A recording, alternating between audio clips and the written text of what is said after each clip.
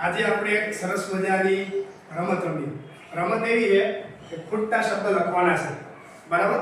અહીંથી મેં તમને નાના નાના વાક્ય બનાવ્યા. તમારે એની સાથે સુસંગત જે શબ્દ બનતો હોય એ શબ્દ તમારે ઉમેરવાનો છે.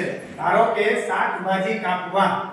તો શાકભાજી કાપવા માટે શું વપરાય? ચાકુ. એના શું આવશે? ચાકુ. ચાકુ. પછી દાળ સાથે ખવાય. શું આવે? ભાત. પછી રાત્રે આકાશમાં દેખાય. તારા. Very good. તારા. એક પીણું.